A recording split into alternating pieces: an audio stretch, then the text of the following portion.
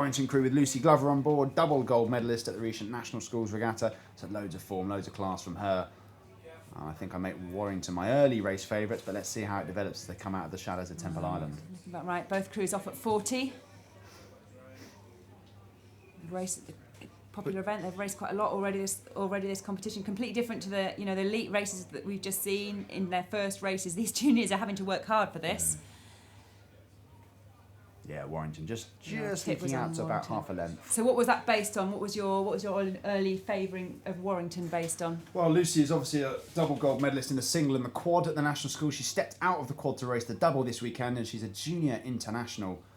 So I know that the crew has plenty of form, and she's obviously got her eyes set. She's only 17, so she's got another year of junior rowing to come, but she's got her eyes set on international representation this weekend, this summer. I think that both crews just need to watch their steering a little bit, steering into the middle slightly. But it is Warrington who do look to be the class boat in this event. They've just stretched out, just trying to break that elastic band between themselves and Nottingham Union on the Berkshire station. Maybe actually eking for clear water. About a length and a half at the moment to Warrington. So all the junior events oversubscribed here at Women's Henley. Just so popular. The growth, women's rowing generally has grown rapidly, but the growth of junior women's rowing has been phenomenal. Clubs, I think, it used to be you had to row at school, and there was therefore the few kind of elite schools, and therefore there was only maybe the boys got to row, but now so many more schools are offering rowing, and so many clubs have amazing programmes. So here we've got 2 clubs who have junior programmes, and really offering that, and it just opens up women's sport. You think this is the age when girls give up sport. Between 14 and 16, this is the age where girls give up sport and they never come back to it. And rowing attracts them in and keeps them in, and gives them sport for some of these, the ones that are winning, it'll be rowing for life, hopefully, but others it may just be sport for life. What a fantastic row by this Warrington double. You've got to think it'd be easy to be disillusioned if you're in the Nottingham Union crew, but you've got to understand the Warrington crew are just a class apart, unfortunately. That's lengths and lengths now between themselves and their opponents. But let's head back to the start to see what's going on up there. I think we've got our second semi-final of the junior double sculls with Norwich Rowing Club on the Berkshire station and Northwich Rowing Club on the Buckinghamshire station. So I watched both of these crews yesterday. They both looked strong in winning their quarterfinals.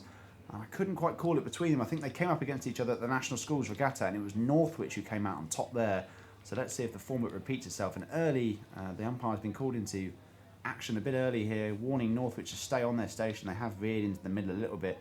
But it looked to me, Alison, as they came out of the start and entered the red buoys that demarcate the booms in 50 metres time, it's Northwich with the early advantage. It is Northwich. They went off higher and harder off the start.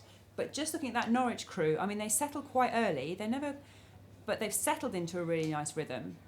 So it will be good to see what happens as you come through. I just saw a few shots and I thought, that's a nice rhythm. They'd already got into a good 36. Northwich staying higher longer has enabled them to take that early lead, and they've got a length and a half clear now. So maybe Norwich just settled a bit early. They've settled into good rhythm, but you've got to make the most of that start, that first 50 seconds. It's all about, it is unfortunately all about the start in rowing.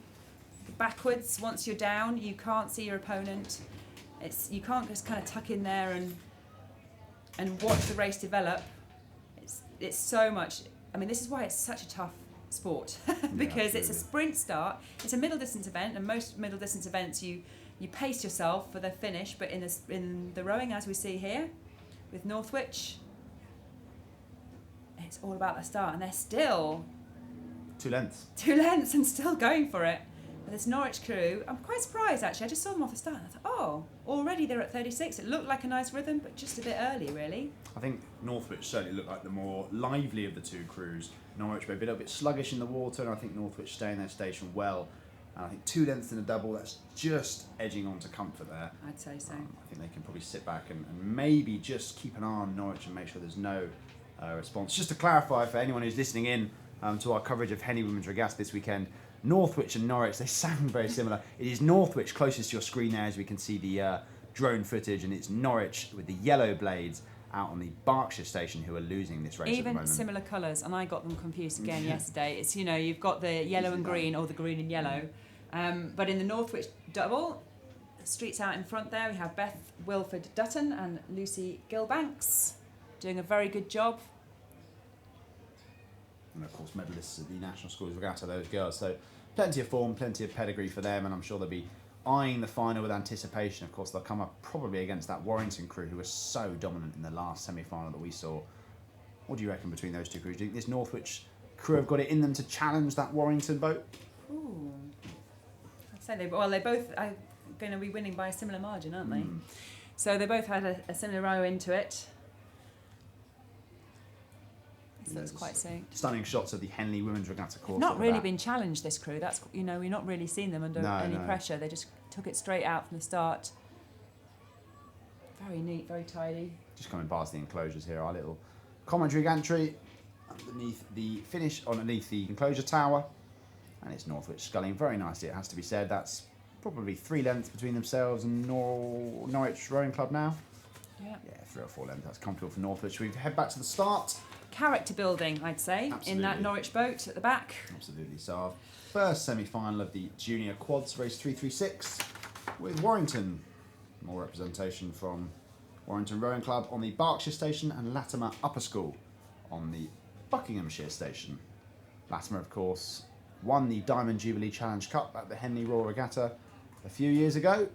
They haven't quite scaled those heady heights since. But they've put out a good quad this year, and the semi-finalists at Henley Women's Regatta is no mean feat, but they're off the start. Good start from both crews, and I know Warrington Rowing Club, having spoken to Lucy before, they really favour the start. They think it's the most important segment of the race, and I watched them jump out the National Schools Regatta, and they were a length up in the first 100 metres, and let's see if they can recreate that sort of speed as they leave the state boats here. Wow, that's a very clean start, off at 43. And yet still, that's a high rating, and yet still looking really clean. And they're not wrong about the importance of the start, as we saw in the previous race. Latimer not letting them go, though. The speed you can get in a quad. Beautiful shot showing the symmetry, the angles. Warrington just coming across a little bit there. We can't quite see, but I wouldn't be surprised if they're being warned now. You can see that they're need to watch dead on halfway. I suspect they're being warned now. These quads, of course, steered by foot plate rudder. One of the scullers will be steering this, so it's a huge responsibility. In the start of the juniors races, when they first start, they often have Cox quads. They don't have to do everything, but these are Coxers, aren't they? They are Coxers indeed, yeah. And if we just look at the bows of the Latimer Upper School crew and watch it relative to the stern of the Warrington boat, every time it's just an inch every time that Warrington strokes, just inching out, moving their bows just slightly further ahead as the drone shot's showing. And I think Warrington will be looking to break contact with the crew from Latimer if they can. They're just still a high rating. Still the bow of the Latimer crew is kissing the stern of the Warrington boat, but I think Warrington, as they go down the course, the superior power will tell, and I think they will start to break clear and start to scull clear of their opponents on the Buckinghamshire station. And here we've got, you know, quite an interesting demonstration of the development of junior women's rowing, because we've got Latimer Upper School, traditional, you know, school. The school's rowing will have formed a women's programme, and then we've got Warrington Club junior programme. So you've got, you know, girls rowing being offered throughout the rowing system, no matter where you are. The chance to be able to take up this fantastic sport. Okay, so now Warrington have broken clear. Hear the first cries from the assembled crowds here at the enclosures. And this is always a frustrating time for the coaches as well, because as you can see there, just in the drone shot, you can see the coaches. So they cycle along. You know, they're not allowed to shout technical, though I did hear one or two the other day. You're allowed to shout encouragement, but you're not allowed to shout technique. You can shout, great, well done, but you can't shout, put your catches in harder or anything. But then once you see, as you come down to the actual enclosures, they're not allowed to cycle through. So the coaches have to make a decision whether if they're going to go on the launches or if they're going to cycle, because if they're going to cycle, they don't get to see this bit. So sometimes they give one last big shout, get off their bikes and try and run a little bit, but they just have to leave it to the girls at this point. I think on that note, some coaches definitely do blur the lines between technical and encouragement. I've heard a couple of coaches perhaps stepping a hesitant toe over that line a couple of times this weekend. So Can't let go. No, and it's absolutely. never to the crew's advantage. You know, the whole thing. Once they're on the water, it's their job. It's their job, and Yeah. they should know what to do, and they do know what to do. And the coach is just sometimes not being able to let go. But that's a very, very good looking. Yeah, So we'll see perhaps who they will face if we go up to the second semi-final. We'll be able to see who they might get a chance to face. And here we are. Yeah, race 337 on the state boats. It's our second semi-final of the junior quads with Glasgow Schools Rowing Club silver medalists at the National Schools Regatta on the Berkshire Station and an Isle of Ely Rowing Club Rob Roy composite. So Cambridge born and bred on the Buckinghamshire Station. I'm under instructions from one of my co-commentators that the Isle of Ely Rob Roy crew are a GB start boat. So plenty of form, plenty of pedigree for them. But the Glasgow Schools Rowing Club, several trialists on board, several GB trialists with international representation. So I think we should be in for a cracking race here. Wow. Looks to me like the Cambridge crew have the advantage. They lead the island. In fact, quite a considerable advantage. If we look at the two crews, I think Glasgow had a bit of trouble with their steering. This is impressive stuff from the Isle of Ely Rob Roy composite. I'm quite surprised at some of the distances that are coming off these junior events, because they've had to go through several rounds to get to this stage. There's no shoddy crews by this point. You know, they've had time trials and they've had heats and they've had quarterfinals. Perhaps it is, you know, some crews actually by this point getting a bit tired. We've got the Glasgow Schools Rowing Club just having a little trouble with their steering there. As you come off the island, you can just see the umpire's flag blowing slightly across there. And of course, you're sheltered in the island. As you come out of the island, you might get caught by a little gust, and that might have happened to them there. You might have to adjust your steering a bit. I know that Glasgow have always had a traditionally very strong second half of the race, but it's going to take a monumental effort to overturn this deficit, because I have to say, that Cambridge composite don't look like letting up at all, do they? That's a length. And at 34 there, but sculling very strongly, getting hold of the water, pushing. You can just see it almost feels like a bit of a leg press, kind of clean action. It's surprisingly hard. In a quad, because they're moving so quickly, it can be surprisingly hard to really, really get hold of that water, to get the catches in sharp enough. Despite the erratic steering of the Glasgow Schools crew, so despite themselves, they are every stroke they're eking back into that lead, aren't they? Perhaps now they've got now they've got their steering sorted out a little bit. It's giving them a chance. They were a little bit unsettled off the start. We're going to have a close race here. Fantastic. Glasgow Schools not giving up, pulling back. Yes, impressive showing stuff. some grit, showing some spirit to within, what do you reckon, 2 feet there? Ooh, it's not a lot, is it? Glasgow with a brilliant second quartile of the race, it has to be said. And the drone footage giving us an unrivaled perspective of the racing, and it does look like Glasgow are just creeping up to level. So Glasgow have put in a push. They're at 36, so they're overrating the Cambridge composite, the Isle of Ely Rob Roy composite now, who are back at 33, 34. So I think Glasgow did have a little bit of a rocky off the start, perhaps not able to give their best start, but now they've settled into it.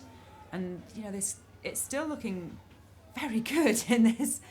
We've got one rock, so you can see there the 3 blue-green of the Isle of Ely and then the 1 Rob Roy of the winner. Now they're going through. Glasgow Schools Boat Club, they've maintained their high rating, they've pulled it back up. Outrating their opponents as well, aren't they? They're taking a couple of pips. Half a length now. So in 300 metres, they've gone from nearly a length down to half a length up. Yeah, impressive stuff there from Glasgow. And as I said, they do have a very strong second half profile of their race, and that is showing here on the Henley Women's Regatta course. It's the second semi-final of the Junior Quadruple Sculls for the B Langridge Trophy. We saw Warrington go through earlier, so the winner of this will go through to race them in the final. Now back up to the start for race 338. Yeah, we've got a semi-final of the elite lightweight quads. We have, just off the start, a composite Winnipeg, Canada, Elizabethan and Molesey Boat Club. And then on the Buckinghamshire station, one of my favourite crews to try and pronounce, I'm just going to say ASR Neerhaus from Holland. Anyone can do a better job than that. I'd have gone for Nereus, but I don't know. I wouldn't. Neerhaus. Neerhaus. Okay, you win. It's Amsterdamse Studentenvereniging. There you go. There Fantastic. you go. The man himself, Robin Bailey, We've had giving it. us We've had it. blow by blow accounts. Nereus, well done. And we've got another elite event. So only 3 crews. Yeah, quite. And it looks like Wow. It's very difficult to tell which crew is on which station by the looks of things. They both seem to be following. I think both crews need to have a real look at their steering because they are heading towards the booms. I suspect that. I mean, that is only been allowed to progress because already the Nereus crew was so far ahead, having some real trouble with the steering there. They are miles ahead, aren't they? The Nereus crew. Yeah, You have to say really, they are really 2 or 3 taking it on. lengths. I mean, there was poor steering from both boats as they came out of the shadow of the island, but it looks like the Nereus crew are the class boat in this field, certainly at the moment, demonstrating that. And obviously they are such a hotbed for student rowing. They won the Temple Challenge Cup at Henley Royal Regatta last year on the men's side, and they always produce phenomenal athletes, and Holland is really resurgent when it comes to student rowing at the moment. So great to see the women's crews here. I mean, absolutely. At Royal Henley, they in their kind of shabby blazers. The men have been stalwarts of the been coming for so long to the Henley Royal Regatta, and it's fantastic to see the women coming now to the Henley Women's and doing so well. Yeah, you have to say this. Just looking at the 2 crews, it just looks a little more lumpy in the composite crew, a little more difficult to connect. And I think this Nereus crew, they're going to scull away. Pleasant row down the Henley course for them. So just 3 crews. So there's only 1 semi-final. The 3rd crew will get a bye straight through to race, which is a Wallingford crew. A Wallingford quad will get a bye straight through to race this crew, we suspect, in the final. And not long now between, what is it now? It's 12 o'clock. And the final of this will be 4:30. So not long between races, so they'll be conserving their energy now. Next one.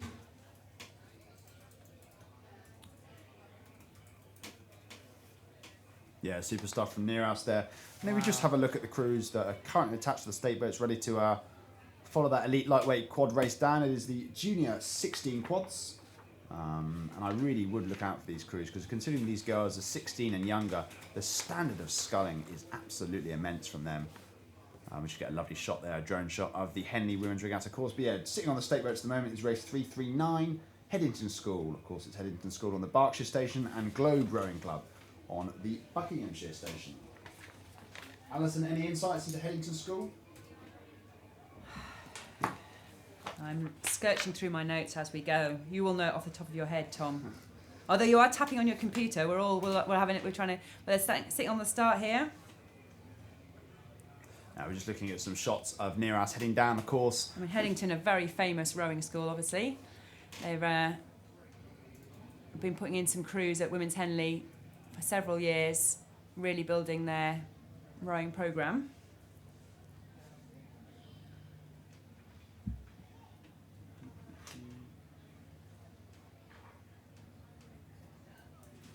So the first of 2 semi-finals in the junior J16 quads.